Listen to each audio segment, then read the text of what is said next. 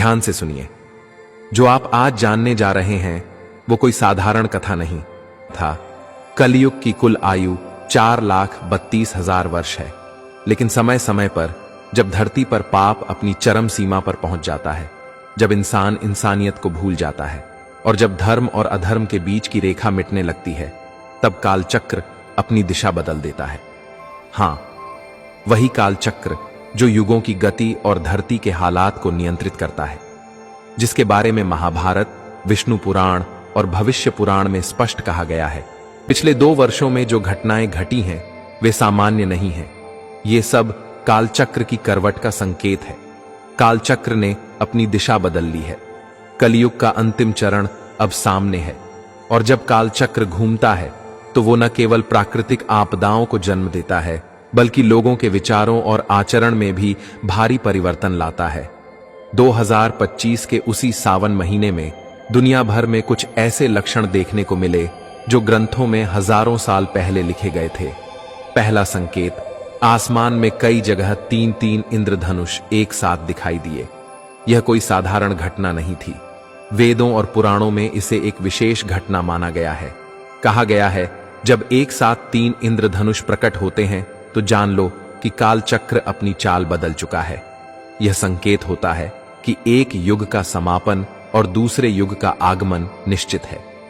2025 के सावन में यह दृश्य भारत ही नहीं, अमेरिका, रूस, अफ्रीका और हिमालय के कई हिस्सों में देखा गया।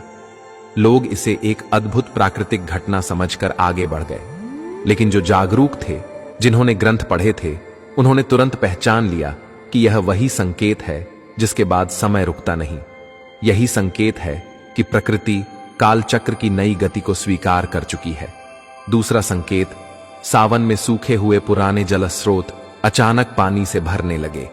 ऐसे सरोवर और झीलें जो वर्षों से सूखी पड़ी थीं, उनमें न केवल जल आया, बल्कि वहां हजारों वर्षों पुरानी पवित्र मूर्तियां, शिवलिंग और देवी की मूर्तियां प्रकट होने लगीं। पुराणों में कहा गया है, जब मृत जलस्रोत फिर से जीवन पालें और पुराने मंदिरों की मूर्तियां प्रकट होने लगें, तो समझो कि कालचक्र अपनी अगली चाल के लिए तैयार है। यह संकेत है कि वह युग समाप्ति के समीप है, जिसने धर्म को भुलाया और पाप को बढ़ावा दिया। और अब समय आने वाला है जब पापियों का अंत और धर्म का पुनः स्थापना का कार्य होगा। संकेत, शिव भक्ति का असाधारण उभार। 2025 के सावन में भारत ही नहीं, नेपाल, भूटान और इंडोनेशिया तक के शिव मंदिरों में भक्तों की भीड़ इतनी अधिक उमड़ी कि कई मंदिर प्रशासन को आपातकालीन व्यवस्था करनी पड़ी। और सबसे अद्भुत बात यह रही कि जिन युवाओं ने कभी मंदिर का रुख तक नहीं किया था, वे भी अपने आप शिव भक्ति की ओर खींचने लगे। स्कंद पुराण और लिंग पुराण में वर्णित है, जब युग परिवर्तन के समय कालचक्र अपनी चाल बदलता है तो महादेव के भक्तों में अचानक वृद्धि होती है। लोग अपने दुख, पाप और मोह को छोड़कर शिव भक्ति में लीन हो जाते हैं, क्योंकि कालचक्र की गति को केवल महादेव ही नियंत्रित कर सकते हैं। यह संकेत है कि शिव स्वयं युग परिवर्तन की भूमिका में आ चुके हैं। असामान्य मौसम। 2025 के सावन में कभी कभी एक ही दिन में 4-4 मौसम देखने को मिले। सुबह कड़ी धूप, दोपहर को तेज आंधी, शाम को मूसलधार बारिश और रात को बर्फ गिरना। यह केवल भारत में नहीं, विश्व के अलग अलग कोनों में देखने को मिला। अग्नि पुराण कहता है, जब रथुएं अपनी मर्यादा छोड़ दें तो जान लो कि कालचक्र नया अध्याय लिखने को व्याकुल है।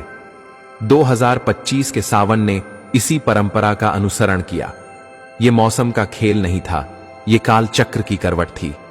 प्रकृति स्वयं अपने अगले युग की तैयारी कर रही थी। 5वां संकेत, धरती के नीचे से आती अजीब आवाजें। सावन के महीने में रात के सन्नाटे में कई जगह धरती के भीतर से कंपन और गूंज सुनाई दी। कई भूवैज्ञानिक इसे प्राकृतिक हलचल कहकर भूल गए, लेकिन गरुड़ पुराण और भविष्य पुराण में स्पष्ट लिखा है, जब कालचक्र घूमता है तो धरती अपने भीतर से संकेत देने लगती है।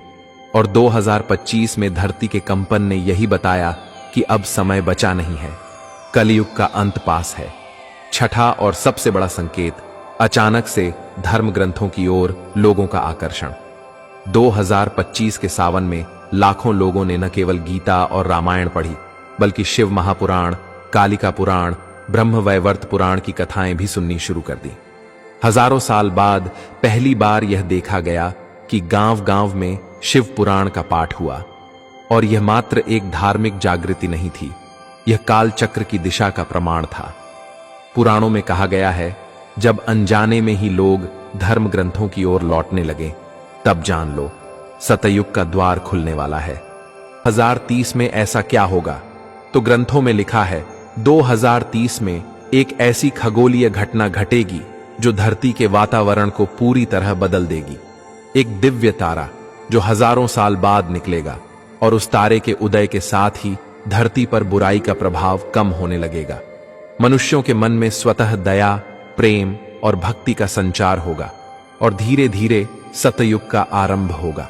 ये घटना अपने आप में इतनी अद्भुत होगी कि विज्ञान भी उसका कारण नहीं समझ पाएगा, और इतिहास में इसे धरती का सबसे बड़ा युग परिवर्तन कहा जाएगा। तो ध्यान रखिए, अगर आप भी इन लक्षणों को महसूस कर रहे हैं, अगर आपके भीतर भी अजीब सी बेचैनी है, या आप भी अचानक शिव भक्ति की ओर खींच रहे हैं, तो समझ जाइए आप भी उस काल चक्र के परिवर्तन का हिस्सा बनने वाले हैं। सावधान रहिए, सजग रहिए, क्योंकि युग बदलने वाला है। 2030 सतयुग का द्वार खुलने ही वाला है। पुराणों में कहा गया है, जब धरती पर धर्म का ह्रास और अधर्म का बढ़ना चरम पर पहुंच जाए, तब काल चक्र जागृत होकर अपनी दिशा बदलता है। यह जागृति कभी प्रकृति के जरिए, कभी ग्रहों की चाल, कभी जल, वायु और अग्नि की असाधारण गतिविधियों से प्रकट होती है। और जब यह गति शुरू होती है तो कुछ ही वर्षों में युग परिवर्तन हो जाता है। अब बात करें कलयुग के अंत की। भविष्य पुराण के अनुसार कलयुग की कुल आयु 4,32,000 वर्ष है, परंतु ग्रंथों में वर्णित है कि जब अधर्म अत्यधिक बढ़ जाए तो भगवान विष्णु स्वयं काल चक्र को आदेश देकर कलयुग की गति को कम कर देते हैं, और वर्तमान में वही हो रहा है। 2025 का सावन और 2030 की खगोलीय घटना दोनों इसी आदेश का परिणाम है। कलयुग का अंतिम चरण अभी प्रारंभ हो चुका है। जिस दिन वह दिव्य तारा आकाश में प्रकट होगा, उसी दिन से कलयुग के अधपतन की अंतिम घड़ी शुरू होगी, और यह धीरे धीरे समाप्त होकर सतयुग की ओर बढ़ेगा। कहा गया है कि जब यह तारा प्रकट होगा, उस दिन संपूर्ण पृथ्वी पर एक साथ 3 घंटे तक सूर्य ग्रहण जैसा अंधकार छा जाएगा। कोई पक्षी नहीं बोलेगा, समस्त जीव जंतु भयभीत होकर अपने स्थान पर स्थिर हो जाएंगे, और फिर ब्रह्मांड में एक दिव्य ध्वनि गूंजेगी जिसे केवल सजग साधक ही सुन पाएंगे। उसी क्षण कालचक्र पूरी गति से घूमेगा और युग परिवर्तन की घोषणा कर देगा। तो सजग रहिए, क्योंकि अब जो होना है वह हजारों वर्षों से प्रतीक्षित घटना है।